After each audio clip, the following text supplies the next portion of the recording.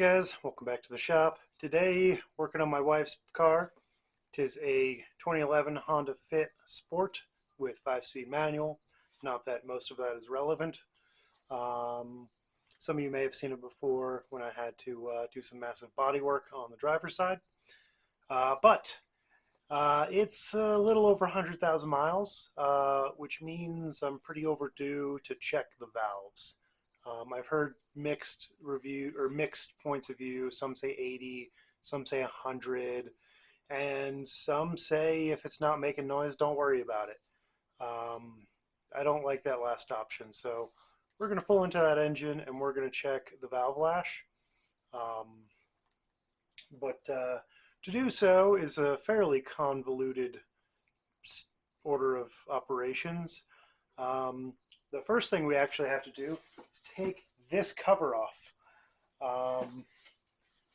and then the airbox out, and then some other things. Most of that's pretty straightforward. But I've got my trusty manual. It tells me every other line is referred to this other section, and one of them is referred to this other section after you've referred to this section. So a little convoluted. But first thing to do is pop these little caps off the corners. I've already started. Got my little plastic prying device. Be careful, I did already mar that one up because I was reaching kind of wrong.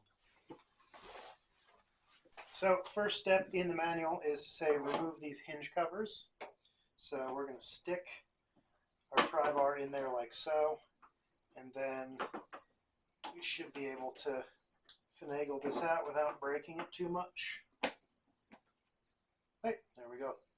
So we put that aside, and we're going to pull the other one.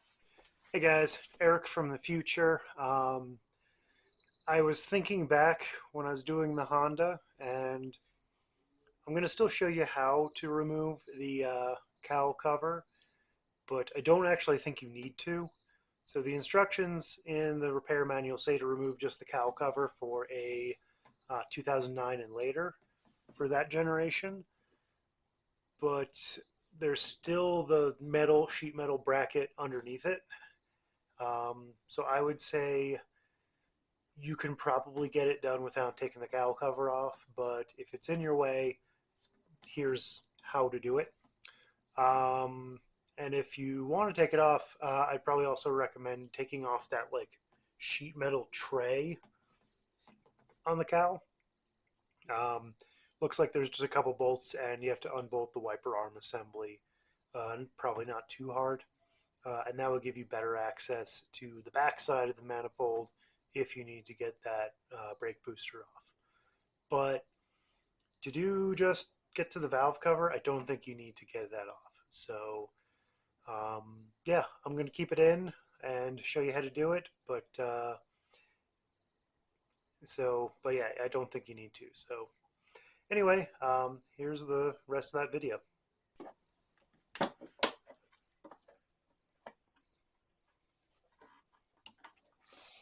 It's like trapped under there.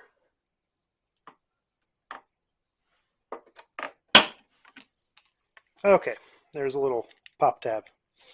Good, because I was nervous I was breaking something. Anyway, hinge cover removed. Next thing to do is pull the windshield wipers. It says to open the hood first, but I think it's probably easier to do it with the hood down. So we're going to pull these little guys off. And then this is a 15mm socket.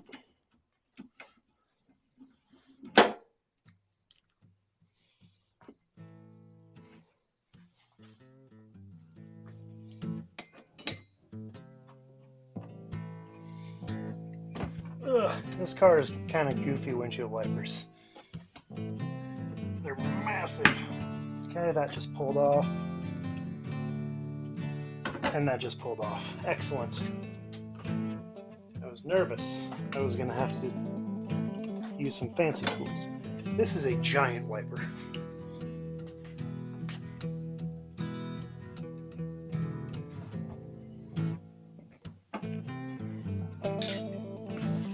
put these nuts back on for safety.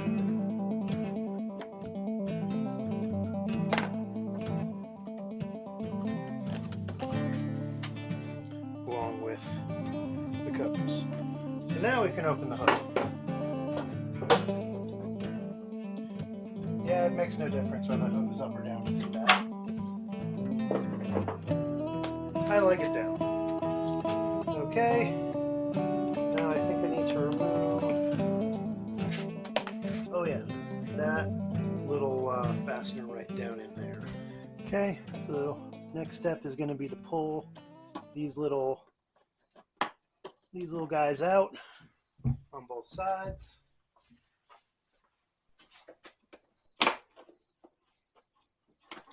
And then I should be able to basically pull this guy up and out.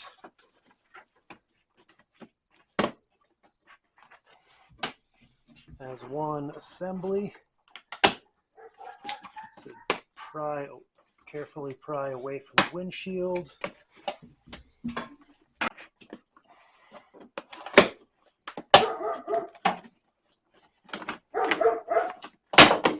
Hey.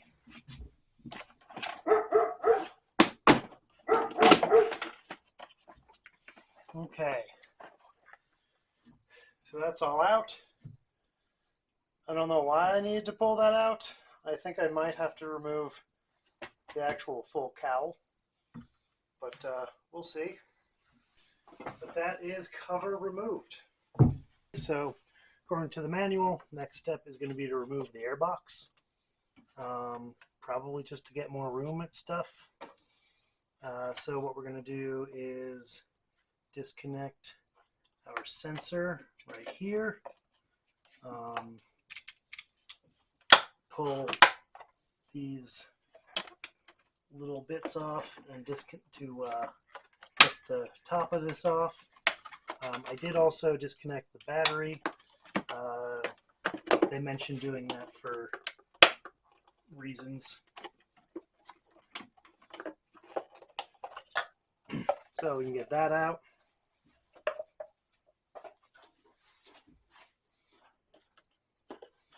Filter out. It's a little dirty. I should probably get a new one and change that.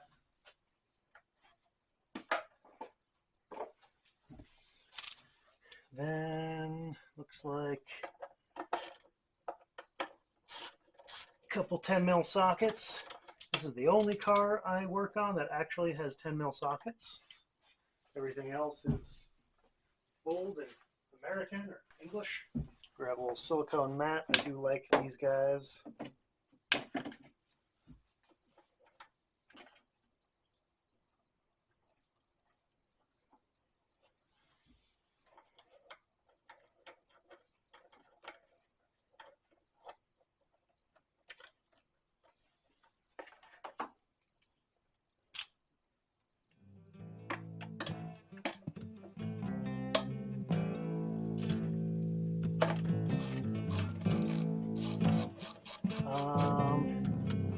Got a PCV hose right there. So actually, that was a little mistake. We're going to take this off. We got to take the whole thing off. Something about hose clamp. Right there, I see a tiny little Phillips head. Looks like a number 1, so I'm going to try number 1.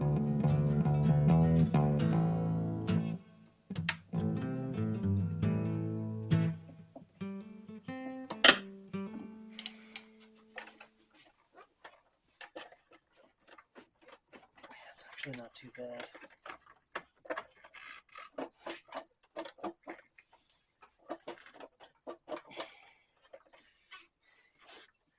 Jesus, that one screw. You know, it did say something about taking the battery out, so I'm going to actually take that battery out. Okay, battery has been removed. So we're going to go squeeze that. I'm going to squeeze this hose clamp right here. Try to get that PCV tube out. Okay, that's a big one. Now I should be able to pull the airbox out.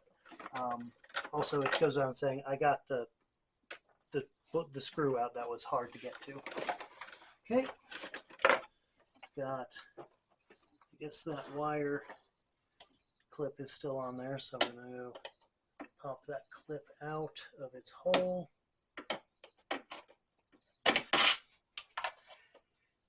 And if you don't know already, I have no idea what I'm doing. I'm just following the manual. This is my first time working this deeply on a Honda. I've done the body work, but nothing majorly mechanical. I've changed the oil a couple times, that's about it. But now we have so much more room. I can see the transmission. Okay, so now it mentions, I thought these nuts were something I had to remove. Those are captive. So the reason we have to take the airbox off is because we've got 4 screws that hold the throttle body onto the upper intake manifold. So a lot of this is mostly going to be, removing something so you can get access to something else. So yeah, let's see. I'll probably have to disconnect a few more sensors. Hopefully I don't hurt said sensor. That looks like an easy clip. Oh yeah. Gonna need a poking device. Here's a tiny flathead. I'm gonna pull this sensor. There we go. That should be nice and easy. We have another sensor right here.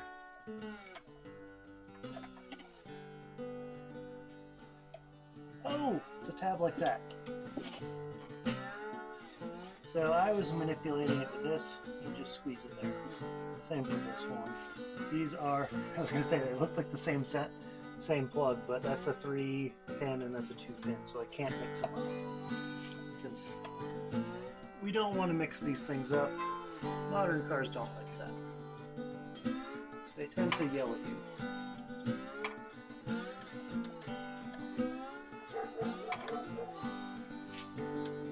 Anywho, so yeah, I'm gonna go consult the manual again, see where else I need to go. I think I need to pull that off.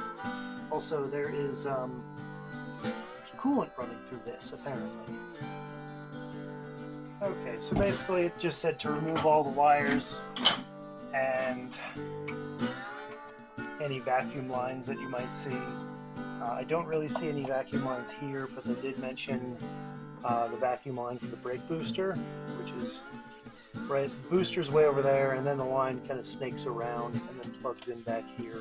There's a couple clips, kind of just little sockets that the hose rests in. So I popped it out of those that way, because it's a pain in the butt to get to. I can kind of touch it and bring it out here, but you can't really see it. So I'm going to let that be, and we'll disconnect it when I get the actual manifold out. So next step, as far as I know, is just going to be removing the bolts that hold the throttle body to the manifold, and then removing the bolts that hold the manifold, the upper manifold, onto the lower manifold. So yeah, I think these are just the 4 right here. This is a 12mm. Oh, that was tight.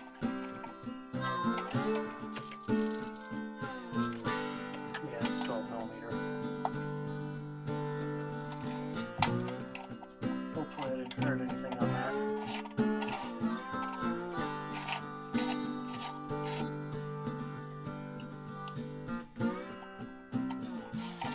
It looks like the throttle body is actually sits on a bracket, so you shouldn't have to even move the throttle body. It'll just kind of stay where it is in free space.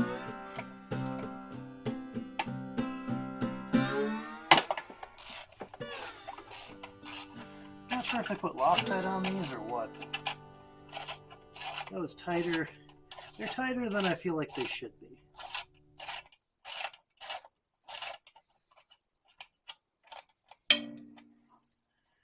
All right, those are lowers. And Honda being Honda, I would expect all of these bolts to be the same size. And okay, that's not really a bracket, but a kind of just a thing to hold two captive nuts together.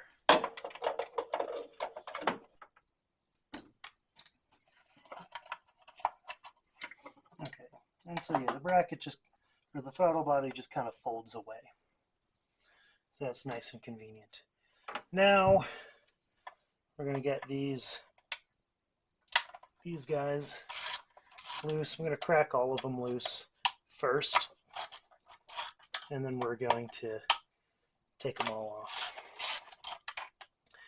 Now, I'm not sure if you're supposed to reuse the gaskets that hold this together. I have a new valve cover gasket, but I could not find replacements of these on the old Amazons.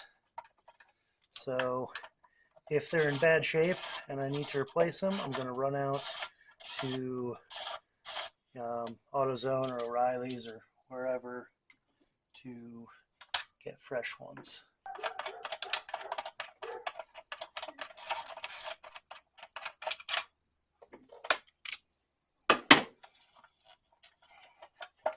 Okay.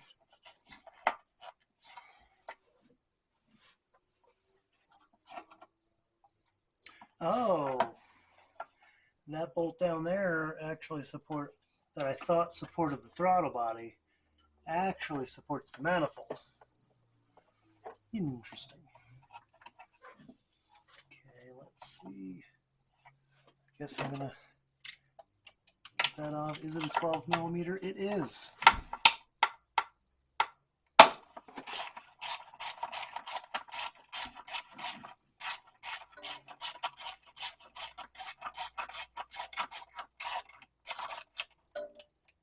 Okay.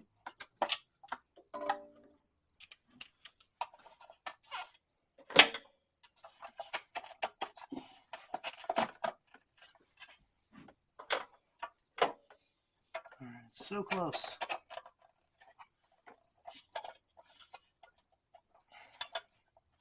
That's separating.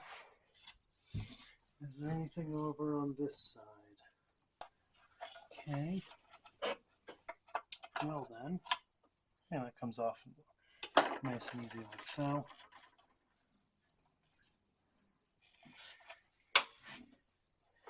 Okay, back to the manual. Okay, so I found the issue. There were two screws way back there going between this bracket and the intake manifold. They both have 10 millimeter heads. So I pulled those off, and then I was able to tuck the manifold back. I could try to pull the manifold forward, but I've got that brake booster line on there. And since my goal is to get to the valve cover, I'm just going to leave it back there. If you were doing the manifold, I would disconnect. I would try to wiggle it out and disconnect the brake booster, and then you can pull it all the way out.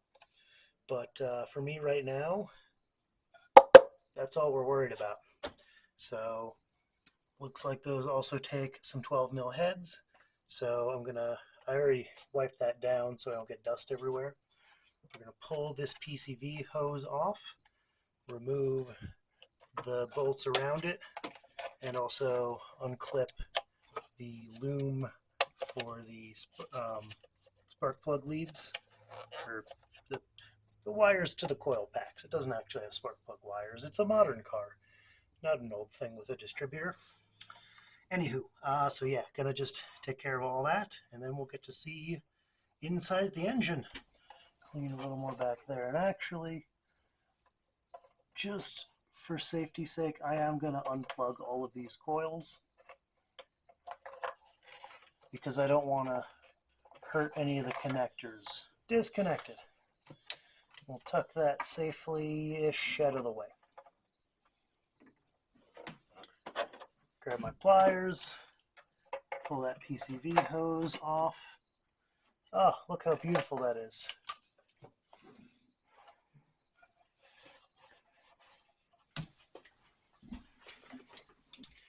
Now we can finally get to the valve cover.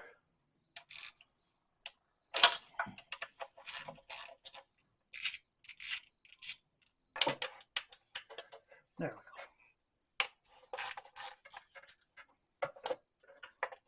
go. Oh, my mistake. These are 10 mil bolts.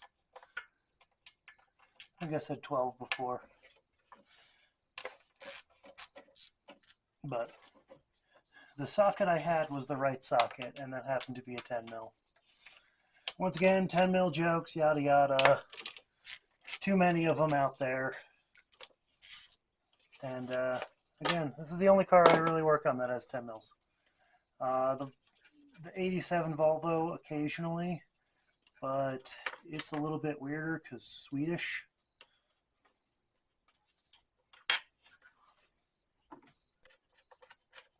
You know, this actually might be the one time when I'd want to use an electric ratchet.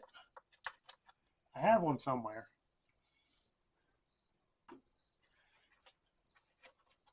But these are mostly done, and there's like 5 of them, so it's not like it's really a big time saver. If I were at work, I'd probably use them, but I'm at home, so no worries there. I did just notice that this is plastic, and that's why it's got these stepped shouldered bolts. That way you can't over torque it and hurt the valve cover, which is nice because Honda knows that people are idiots, and if you let an idiot do something bad, they'll probably do it. Or if you let an idiot do something in the wrong way, they'll probably do it the wrong way.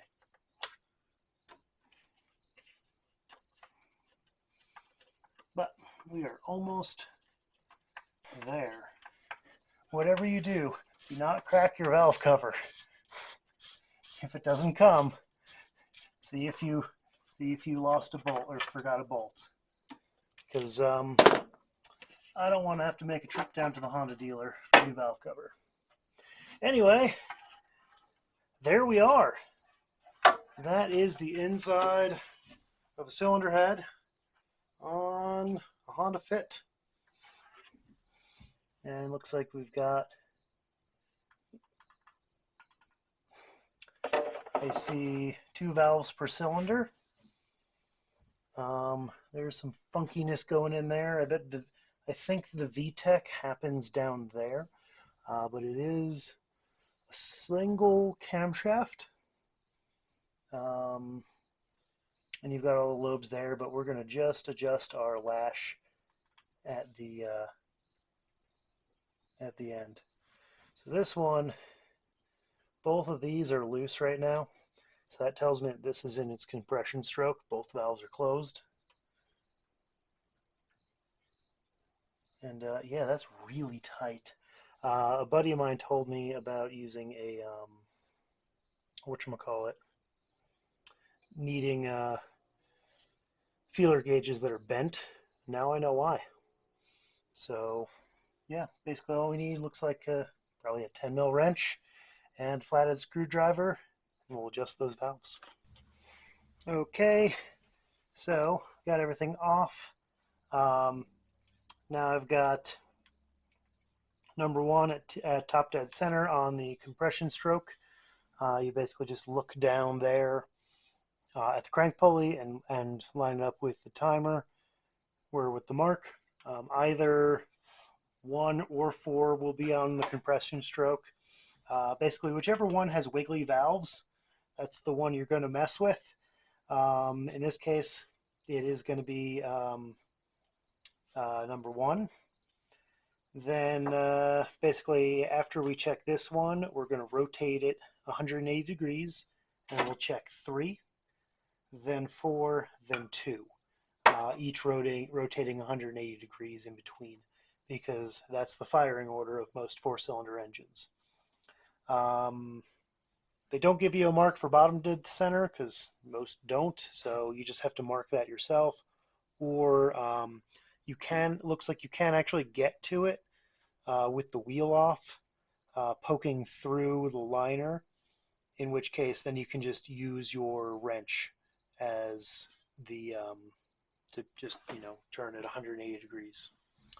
But we're going to adjust the number 1 right now, and according to the book, number 1 is basically 6 to 7 thou for the front, the intake cam, or the intake valves, and on the back side we have our exhaust valves. They're supposed to be 10 to 12. So I have 2 different feeler gauges because one of them is nice and angled, which is nice, and then this one is the only one I have that goes down to 6 thou. And I can tell you that the first valve is pretty loose. So I've got my 6 thou feeler in there, and that's just got lots of wiggle to it. So we're going to tighten up that valve. Start by loosening that 10 mil. Then I'm going to tighten that a couple degrees, snug down our 10 mil, and check. Okay, looks like my battery just died, so I'm not sure if you got that one, but basically now I slip my feeler gauge in, I get a little bit of drag, and we should be good there. So in case you didn't see what I just did, we're going to do the other one, because there are 2 valves, well, 4 valves per cylinder. Got my 6 in there, and yeah, very loosey-goosey. So we are going to crack that loose just a little bit.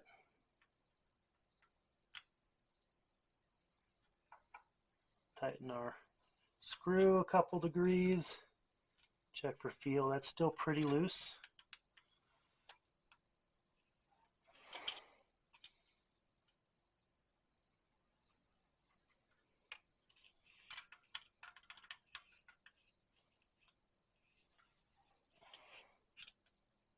All right, just a little bit of drag. That's perfect.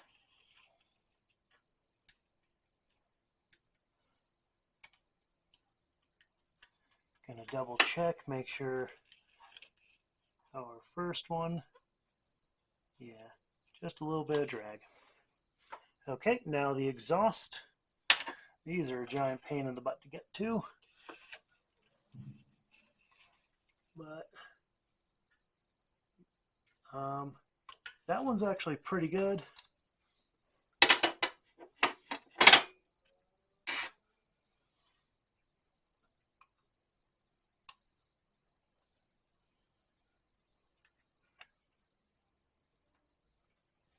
And that one feels pretty good. So 10 thou feeler gauge slips in totally fine, and now those are 6 thou, give or take. So now next thing we're going to do is rotate the engine, and then just do all the rest. So like I said, do this, then we're going to rotate 180 degrees, do number 3, then another 180, do number 4. We should be back at top dead center for that one. Then another 180, and we're back at 2. And then if you go another 180, we should be back at 1. And if you're not at 1, you goofed. So do that. But anyway, I am going to adjust the rest of these and check back. Okay, just figured I'd show you. Got the wheel off. You can do this all from inside the engine bay, but it is pretty easy to take the wheel off.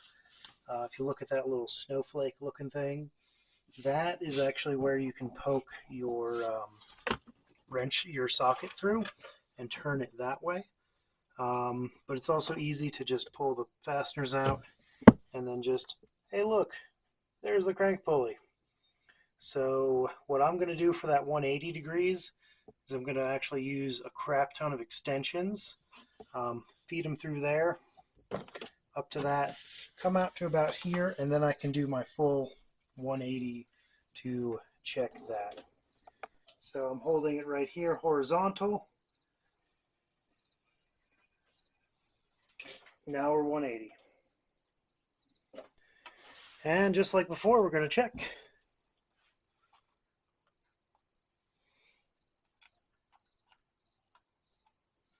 And that one. So yeah, those are definitely loose. So I'm going to cinch them back up to 6 thou, and then again check the exhaust, and go through the rest of them and meet you back. Okay, so everything is now adjusted. So time to put the valve cover back on. Picked up a fresh valve cover gasket, Velcro. I hope this is the right gasket, because it seemed the Amazon link was telling me that everything was the right valve cover gasket for this car. Even things that specifically said they weren't. But let's see. Okay. That does match. I was getting very nervous that this wasn't going to fit because, well, I was nervous it wasn't going to fit. So yeah, we are going to, this is correct. Now we're just going to lift the old gasket out, trying to not get any crud into the engine, because that's bad. Oh, okay.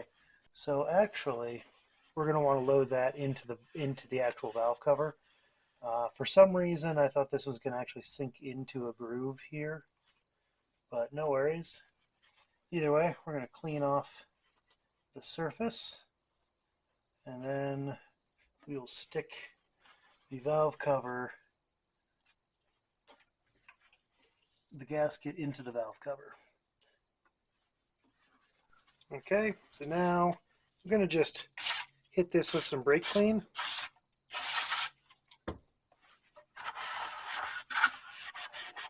I want to clean all the oil out of the inside of the trough.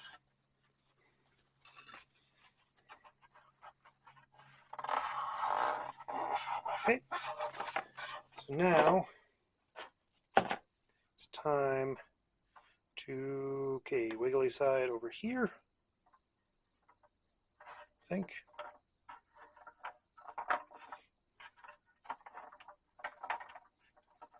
There we go. Going to lay our gasket into its hole.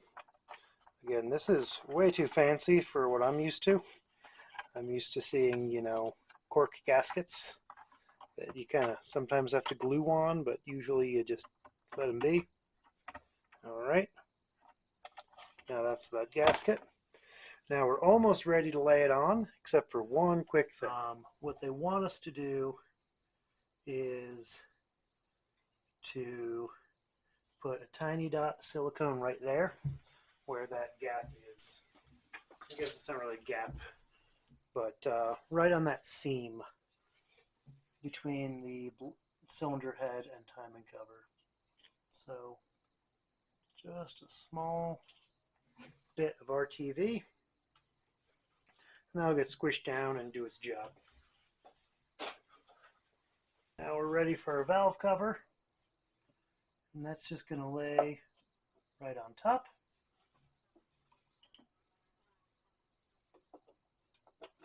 Put our bolts in and torque it down. The book for this one says to torque it down to about 80 something, I think it was 82, 84 foot-pounds. Basically just shy of 10 Newton meters. So if you have a torque wrench that goes that low, I suggest using it. If not, just make them snug. They don't need to be super duper tight. When you take them off, you can kind of get a feel for it, but they're not very tight. Remember, we are threading into an aluminum cylinder head. And that's a good note. I don't see any thread sealant or anything on there, so I don't need to Loctite it or put anti-seize. I'm just going to put them straight back how they came. Okay, So that's all the bolts in. Just got to torque them up and put everything back together.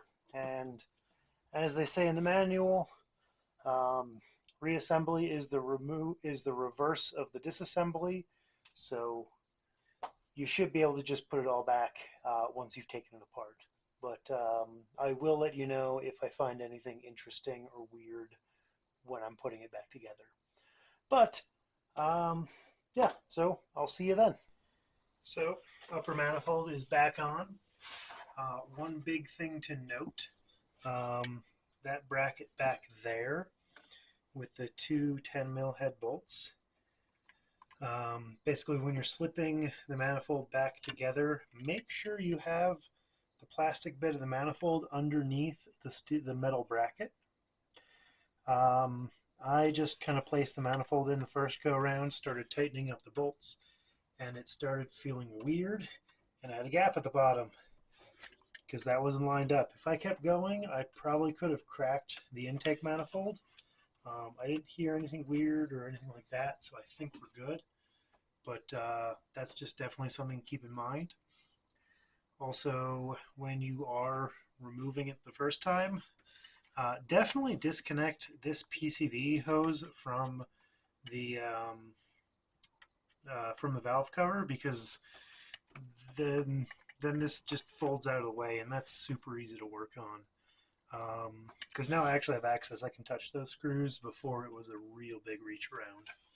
So those are the tips I've learned thus far, and I'm going to keep going. I think it should be pretty straightforward from here, but we'll see. Okay, so everything's back together. As you can see, the only other issue that I did notice is the clips that hold this cowl trim to, I think it's to the, well, base of the windshield. Half of those on mine were broken when they came out, so that's something to pay attention to. You'll probably break a few. If you care about that, which I do, you'll probably want to order some of those clips beforehand, or swing by your Honda dealer. I didn't do that because I didn't know it was going to be a problem, but I will be pulling this trim off again and replacing those clips just in case. It's pretty well tucked down, but I don't want it flopping around. This car's pretty quiet on the highway, and I don't want to make it any worse. But it is time to start it and see if I didn't blow things up.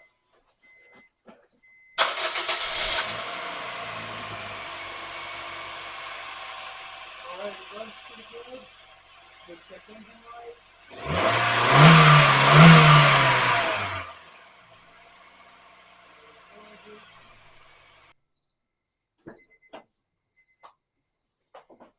I'll call that a victory.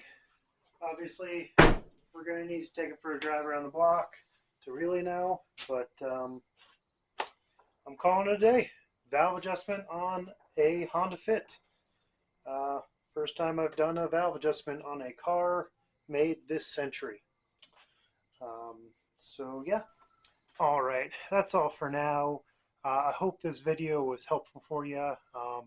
Like I said, I don't work on these every day, so I didn't really know what I was doing, but I read the book, I took my time, I followed the steps, and I didn't force anything. Not forcing things is going to be the most important issue. But yeah, really all you need is like a 19mm, a 15mm, a 12mm, and a 10mm, and you can get this thing done. You can, like I said, you can go through the side to rotate the engine, or there is just enough to slip a regular wrench, a regular ratchet in there inside of the under the hood, so you can do it that way. Just make sure you mark like a bottom dead center mark on the opposite side of the crank pulley, and you should be good. But if you have a jack, which if you're doing this, you probably have a jack, and the car has a jack, I wouldn't trust it, but you know, if you really have to,